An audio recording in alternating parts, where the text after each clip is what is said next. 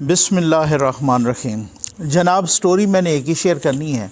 اور سٹوری یہ ہے کہ نئے D G I S I general Nadeem Anjum صاحب نے ایک ایسا حکم نامہ جاری کیا ہے، ایک ایسی بات کی ہے جو نو ڈاؤٹ بڑی اپریشیبل ہے۔ اچھا، کچھ باتیں اس طرح کی ہوتی ہیں کہ میں نے لاسٹ ویڈیو میں وہ 2 پروجیکٹس کا ذکر کیا، تو کچھ دوستوں نے اس طرح کی باتیں کرنا شروع کر دیں کہ جناب دیکھیں جناب نقوی صاحب، آپ کا کوئی سافٹ ویئر اپڈیٹ ہو گیا ہے یا اس طریقے سے۔ اصل میں بات یہ ہوتی ہے،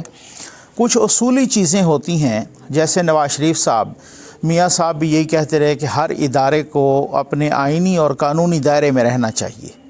اب اگر ہر ادارہ اس پہ تیار ہو جاتا ہے اور اگر وہ قانونی اور آئینی دائرے میں رہتا ہے تو آئی تھنک کہ اس کو اپریشیٹ کرنا چاہیے۔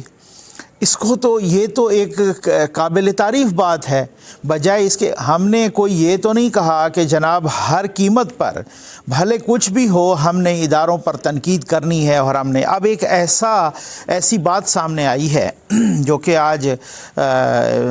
رپورٹ بھی ہوئی ہے نیوز میں، اور وہ یہ ہے کل اصل میں نیشنل سیکیورٹی کمیٹی کی میٹنگ ہوئی۔ یہ آپ کے سامنے اس کی فوٹیج بھی چل رہی ہے، اور جناب وہ نیشنل سیکیورٹی کمیٹی کی جو میٹنگ تھی اس میں وہ پھر بعد میں آپ کو پتہ ہے کہ حکومت جو ہے نا وہ اس کی فوٹیج بھی یا فوٹو بھی تصاویر وغیرہ وہ جاری کرتی ہیں۔ اچھا، اس نیشنل سیکیورٹی کی میٹنگ پرائم منسٹر صاحب اس کو ہیڈ کرتے ہیں، پرائم منسٹر بھی ہوتے ہیں، باقی بھی وزراء بھی ہوتے ہیں، اور باقی جو ہے نا آرمی چیف صاحب بھی ہوتے ہیں، chairman joint chief of staff committee بھی، باقی بھی سروسز چیفز ہوتے ہیں، اور اس میں no doubt D G I S I بھی ہوتے ہیں۔ اچھا، اس فوٹیج میں کہیں وہ سوشل میڈیا پہ بڑی زیر بحث آئی وہ فوٹیج، اور یہ آپ کے سامنے بھی ہے، تو وہ فوٹیج جو ہے نا اس میں ڈی جی آئی ایس آئی نظر نہیں آئے۔ اچھا، پہلے تو کچھ لوگوں نے کہا کہ چونکہ ظاہر ہے اس کا ایک بیک گراؤنڈ ہے نا، اس میں یہ ہوا کہ جناب کہا گیا کہ جناب خان صاحب نے جان بوجھ کے ان کو بلایا نہیں۔ تو پھر بعد میں کچھ لوگوں نے کہا کہ یار ہاؤ از اٹ پاسبل، ممکن کیسے ہے کہ ایک اتنی بڑی وہ بھی نیشنل سیکیورٹی کی میٹنگ ہو اور ملک کا سب سے بڑا اسپائی ایجنسی کا اسپائی ماسٹر اس میں نہ ہو، جو ڈی جی آئی ایس آئی ہے وہ نہ ہو۔ اچھا، پھر بعد میں کچھ لوگوں نے یہ بھی بات کی کہ جناب کہ وہ جو ہے نا وزیر اعظم صاحب نے مبینہ طور پہ یا حکومت نے مبینہ طور پہ ایک بغض کے تحت ان کی فوٹیج جو ہے نا جاری نہیں کی۔ اچھا، مختلف باتیں ہوتی رہیں نا سوشل میڈیا پر، میں آپ کو وہ بات بتا رہا ہوں۔ بعد میں جناب یہ بات سامنے آئی کہ نئے جو ڈی جی آئی ایس آئی ہیں جنرل ندیم انجم صاحب، انہوں نے بہت ہی کیٹیگوریکل کہا ہے کہ جی میری کسی بھی آفیشیل میٹنگ کی کوئی فوٹیج، کوئی فوٹو، کوئی تصویر کسی قسم کی وہ میڈیا کو جاری نہیں ہوگی، نہ میڈیا کو جاری ہوگی، نہ سوشل میڈیا پہ ریلیز ہوگی آفیشیلی کسی بھی قسم کا۔ تو یہ ایک بہت ہی میں سمجھتا ہوں قابل تحسین بات ہے، ایک قابل تعریف بات ہے، بہت اچھی بات ہے، اور یہی وہ ہے کہ ایک جو اسپائی ایجنسی کا سربراہ ہے اس کو ایسے ہی ہونا چاہیے۔ اچھا، اب میں دیکھ رہا تھا کہ کچھ مالشیا پالشیا لوگ اس کو بڑا سراہ رہے تھے، اس کو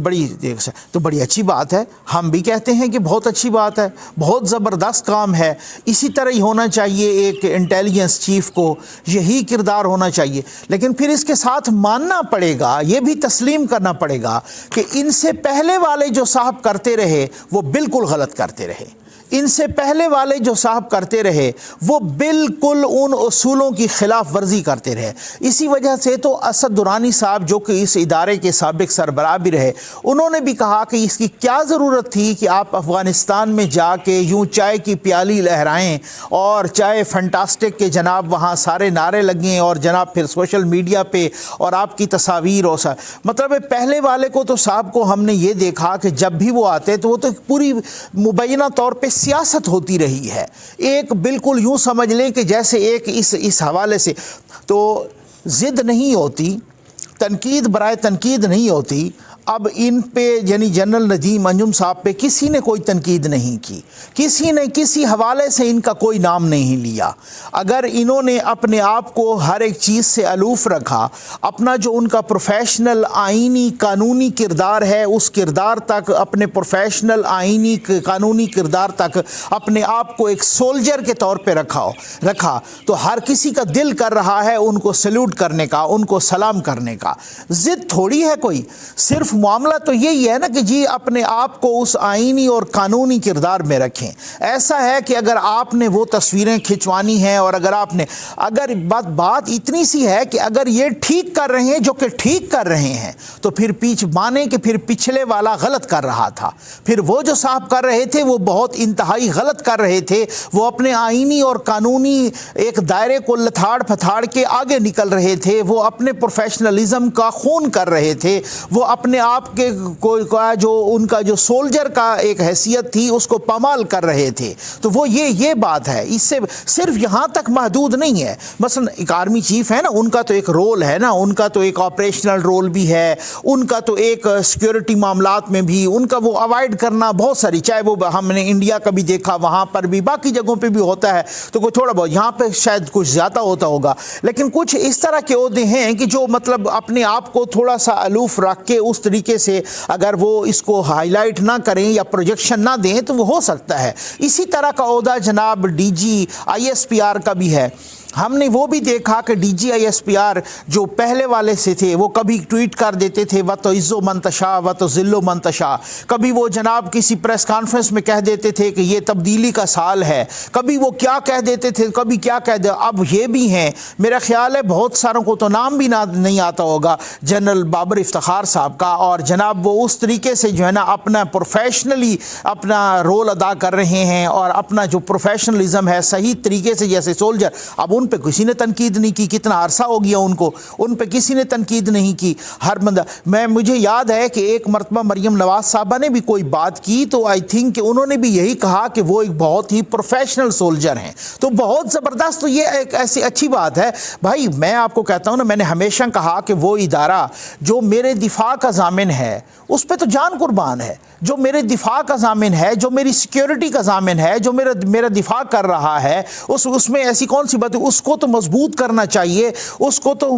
ایک اس طریقے سے نہیں, آپ ہر حوالے سے مضبوط کریں. قوم کو پیچھے کھڑے ہونا ہے, اس کو تو متنازع ہونا ہی نہیں چاہیے نا. کچھ ادارے ایسے ہیں جیسے جوڈیشری ہے, جیسے پاک فوج ہے, جیسے بے شک وہ آپ اس کو ادارہ کہیں یا ڈپارٹمنٹ کہیں, کچھ بھی کہیں, ہر کسی ہو سکتا ہے کسی کو اختلاف ہوگی, جناب ڈپارٹمنٹ کہیں, چلیں بھلے آپ اس کو ڈپارٹمنٹ کہیں, لیکن پھر بھی ان کو جو ہے نا متنازع نہیں ہونا چاہیے. ایک پولیٹیکل پارٹی ہے, آج کوئی اور کسی کا نظریہ, کسی کا کل اور, حکومت ہے آج مقبول کل غیر مقبول, ایک پرائم منسٹر ہے وہ ایک پولیٹیکل پارٹی کا سربراہ ہوتا ہے یا پولیٹیکل پارٹی کا کوئی ممبر ہوتا ہے, اس حوالے سے وہ ہو سکتا ہے کہ وہ ان کی مقبولیت اوپر نیچے ہوتی رہتی ہے وہ. لیکن میرا اپنا ماننا یہ ہے کہ چاہے کسی کا تعلق